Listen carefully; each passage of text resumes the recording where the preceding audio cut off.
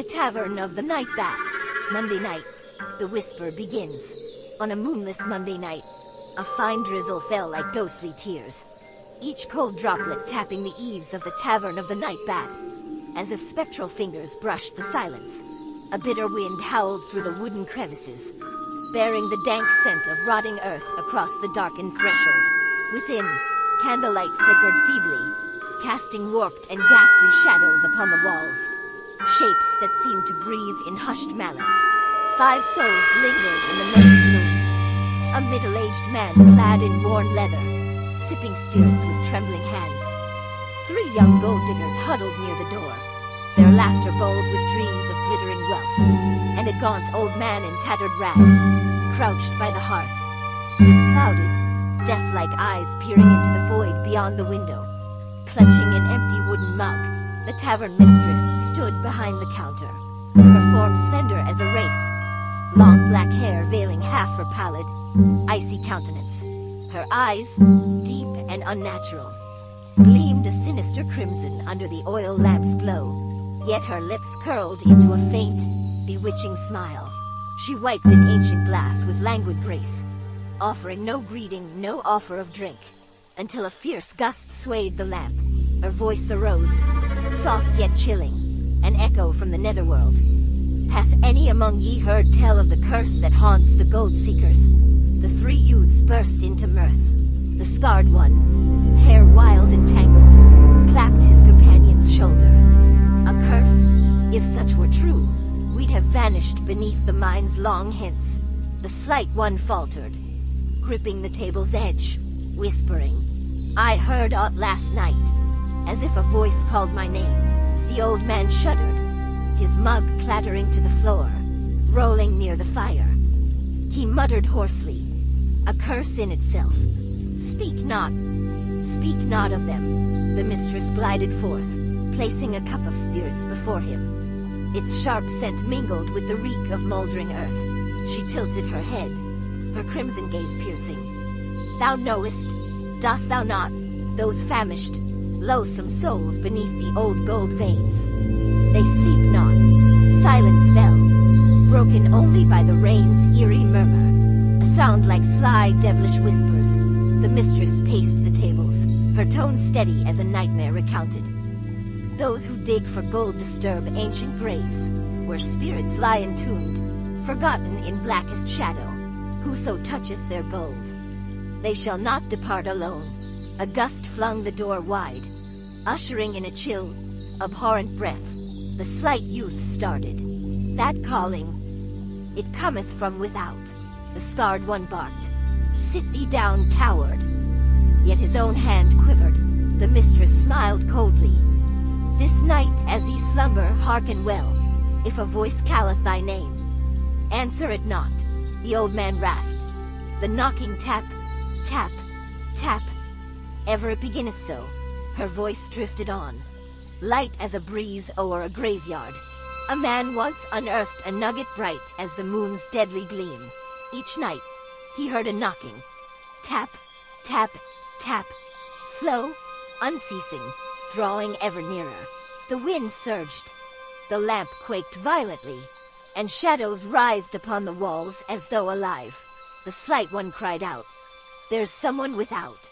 The mistress approached, her eyes ablaze with malevolent fire. On the 7th night, he opened the door, and what prey did he behold? Beyond, the sound, tap, tap, tap, rose from the spectral dark, growing closer, then fading into a dreadful hush. Tuesday, the darkness rises. At Tuesday's dawn, a feeble light pierced the thick, mournful fog, cloaking the town like a shroud. The 3 gold diggers stumbled back to the tavern, their faces pale as death, eyes red-rimmed and hollow. Their garments hung in tatters, streaked with dust and glints of uncanny gold. The scarred one lunged to the counter, his voice breaking. Mistress, something vile hath followed us hither. The slight one set a dusty, ancient hat upon the table, trembling. The knocking all night, this morn, this lay amidst our camp. From one vanished a year hence. The mistress stood motionless, a phantom behind the bar, her crimson eyes sweeping over them with icy disdain. She lifted the hat, turning it in her hands, her slender fingers tracing its foul dust. The lamp swayed, its light revealing shadows on the hat like gnarled hands clawing from the earth. In the mirror behind, her reflection reached further, skeletal fingers creeping as if to throttle the scarred one. Though she stood still, her voice came soft, yet cold as a call from the abyss. Not all things ought to be unearthed. Some spirits, ravenous and vile, refuse their rest. Ye have opened their door. A sharp scraping sounded beneath the floorboards, as of fiendish nails raking stone. The planks trembled. Dust fell with the stench of decay. The slight one clutched his throat, stammering. I brought naught with me, yet his skin turned ashen, as if gnawed by the mine's dust. The scarred one laughed harshly, voice faltering. 'Tis but the wind. The tall one turned to the mistress, desperate. Speak what thou knowest. She tilted her head, her faint smile an echo from beyond. Ye carried it not with hands, but with breath, with heartbeat, with thy wicked fear. The glasses on the table quivered, the spirits rippling into faces.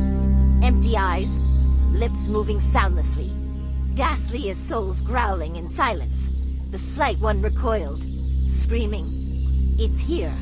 He glanced at the wooden cross on the wall, but its shadow stretched into skeletal, sinister hands. The scraping grew louder. A crack split the wall, and the stench of rot swelled. The tall one coughed violently, gold dust spilling from his mouth, glinting eerily before dissolving, as if his innards were but foul sand. The mirror shuddered, reflecting the three in distorted, nightmarish forms, shadowed figures crowding behind. Yet the mistress's image stood still, her crimson eyes fathomless. From the glass, another pair of vacant eyes emerged, watching from the pitch-black void. She stepped closer, her voice a wisp of smoke. They hunger sorely. Ye are but a loathsome feast brought home. The wind battered the windows. The slight one bolted, but an unseen hand dragged him down. A bruise like a claw mark blooming on his neck.